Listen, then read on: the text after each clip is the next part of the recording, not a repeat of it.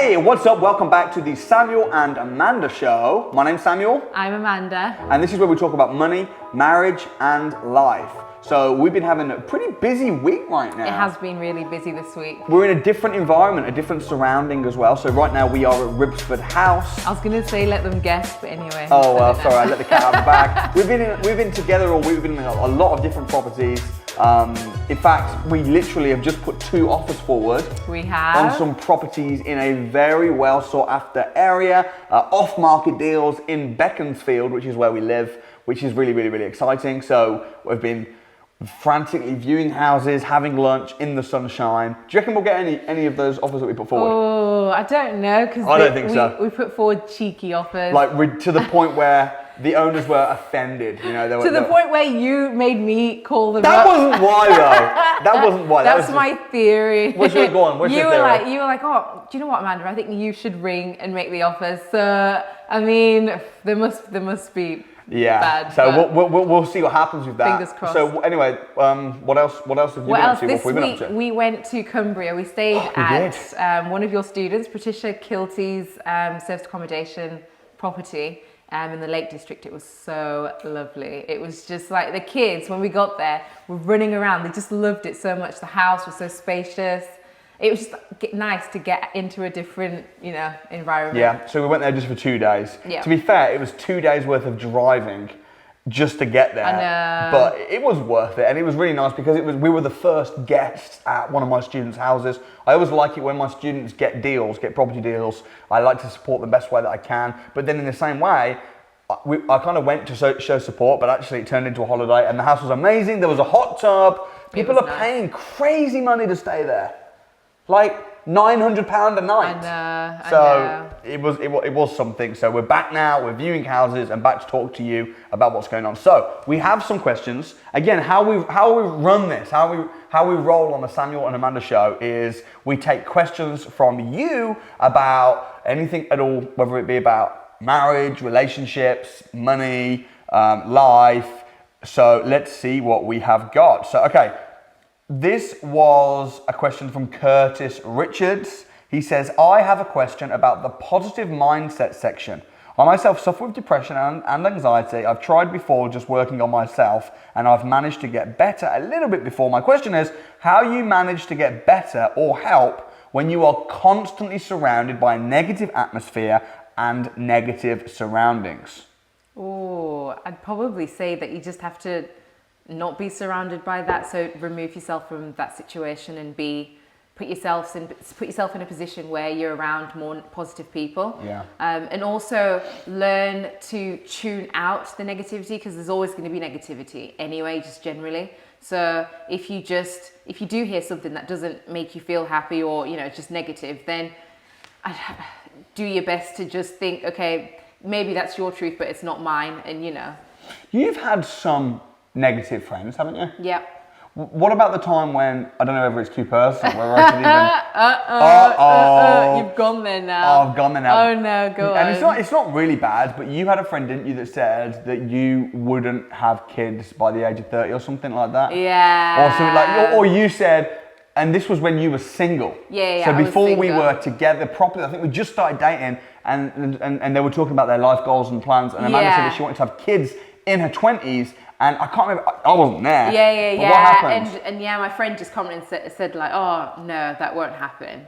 And I was just like, for me, that was like a really big thing, because it was like, okay, first of all, I'm saying what I want, this is my goal, and you saying that is negative. I don't like people speaking negative things over me. So for me, I was just like, no, I rebuke that. Maybe that's for you, but it's not for me. So I just, in that moment, I was just like, well, no, that's not what's going to happen to me. So. And here we are a few years later with 3 kids! 3 kids, and you're 30. And how old are you now? I'm 28. 28. I remember as well, a guy came up to me, I don't know if you remember this, a guy came up to me in the street, literally walked up to me. Do you remember the story about the I think I know. He walked up to me in the street and he said, you will never be able to have children.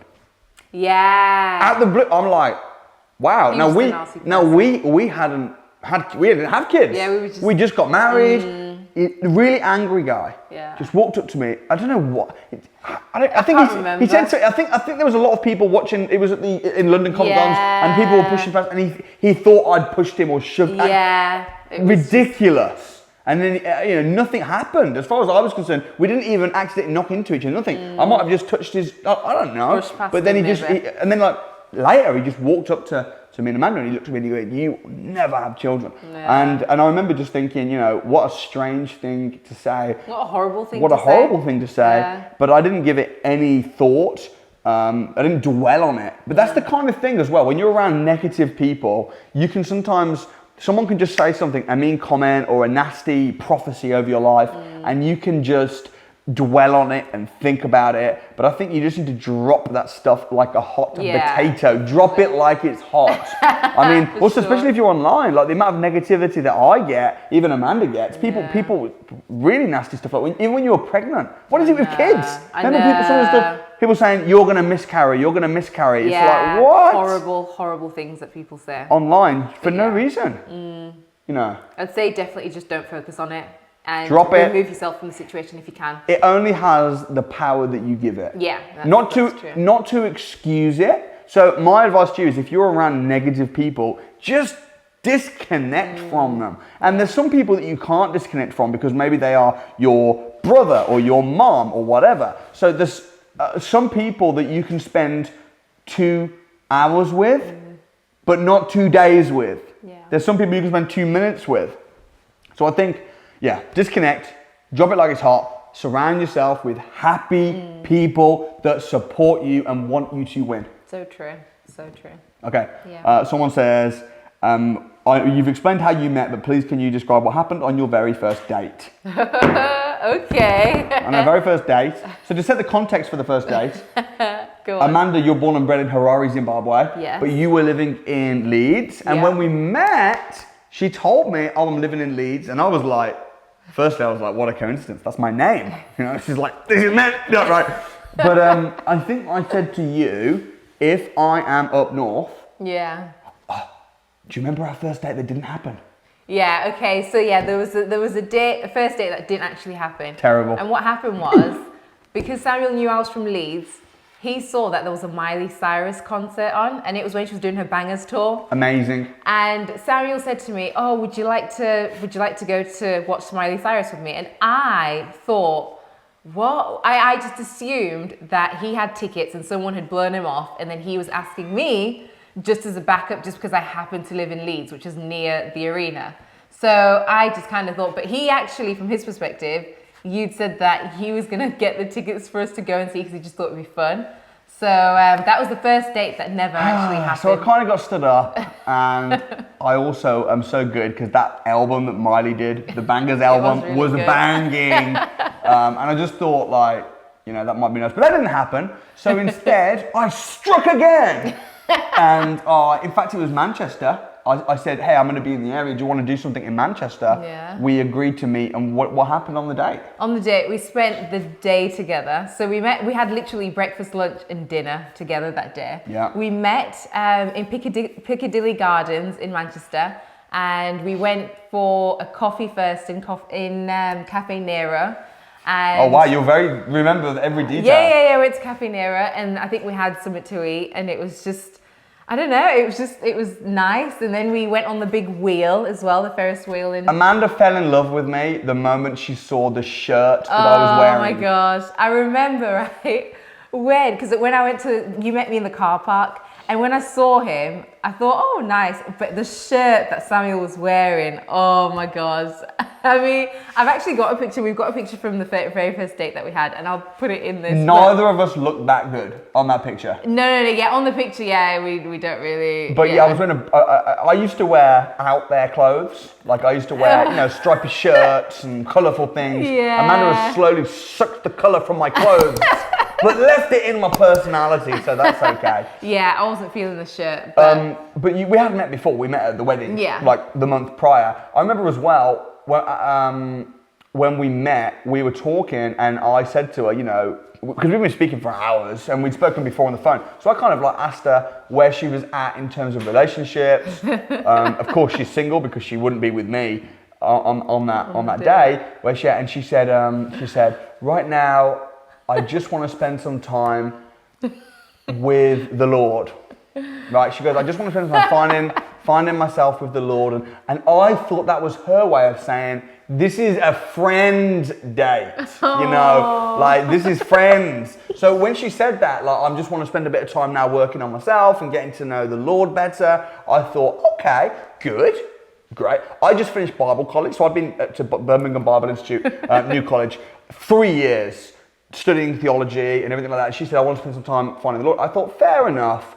She's a wonderful person. Maybe we'll come back to this, you know, in a couple years, whatever. And then as a result of that, after the date, you said I gave you a very... Yeah, so he in his mind was thinking, oh, she just wants to be friends because she's like focusing on her walk with the Lord. At the same time, at the end of the day, we'd spent the whole day together, and I thought... Friends? Yeah, Not romantic. Yeah, we were not romantic. Talking about life. Yeah, we're getting to know each other. Yeah. And then at the end of the day, he gave me a hug goodbye. No, she went to hug me. Okay, so he wasn't even going to hug me, right?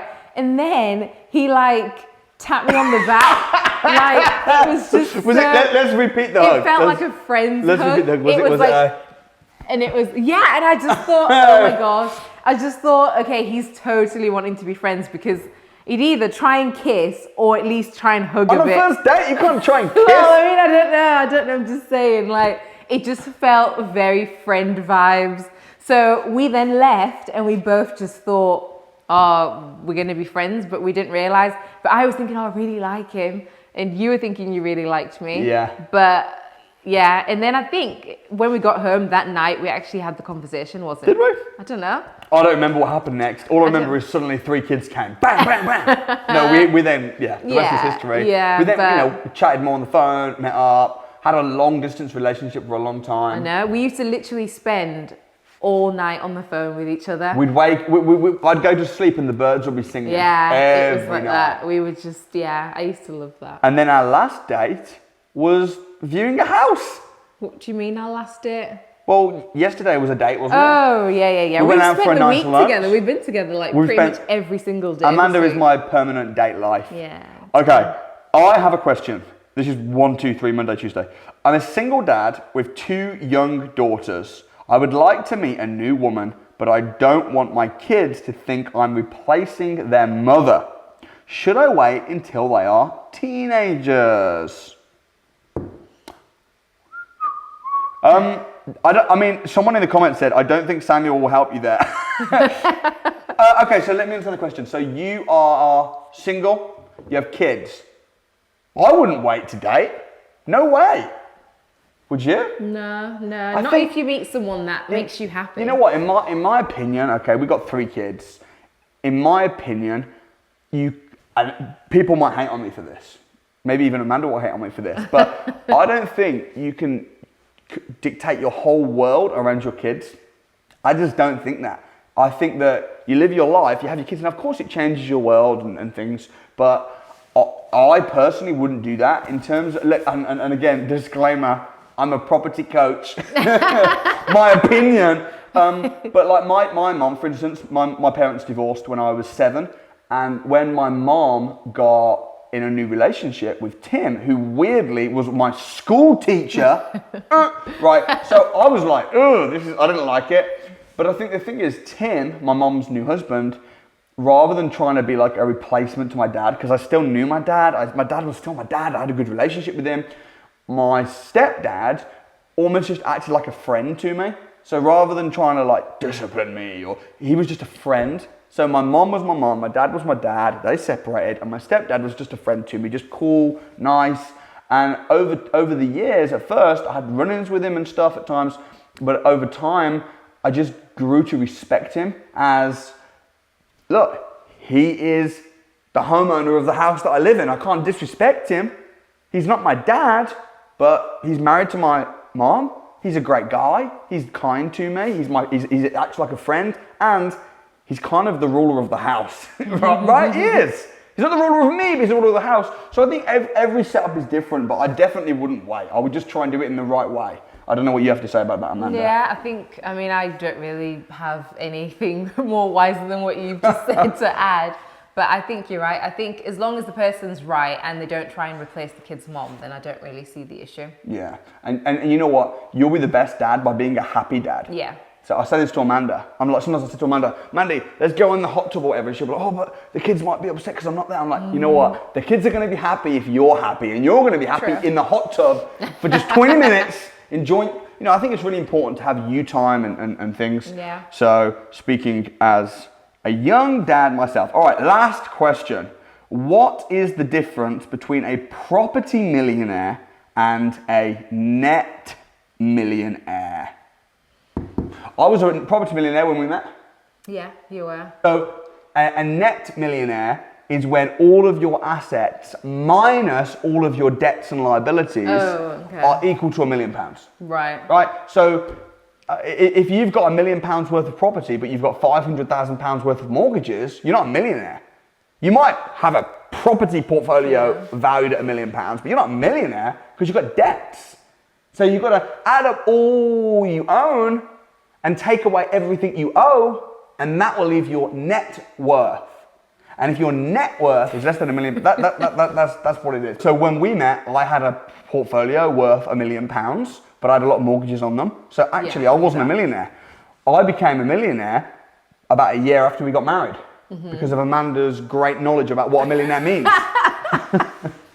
No, actually, through deal sourcing. Yeah. What was like? How crazy was life when we first got married? You were man? like literally just on it with the literally finding houses left, right, and center. Selling deals every day. Selling them like crazy. Bang, bang, bang, bang, bang. So we had a portfolio which we rented out, and we were making a decent living, and everything was great. We were financially pretty secure, but we weren't cash millionaires. That came the year later when we did the deal selling. Then we put the profits back into property, and slowly over the last, how long have we been married? 6 years? 6 years, yeah. What about when we did 6 years?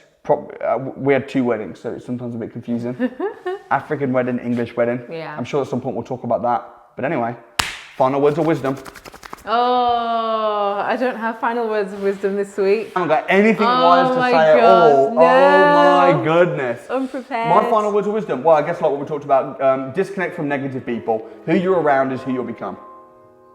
You know, so get around good people, and focus on positivity, and find yourself a wonderful, wonderful partner to support you and make everything happen.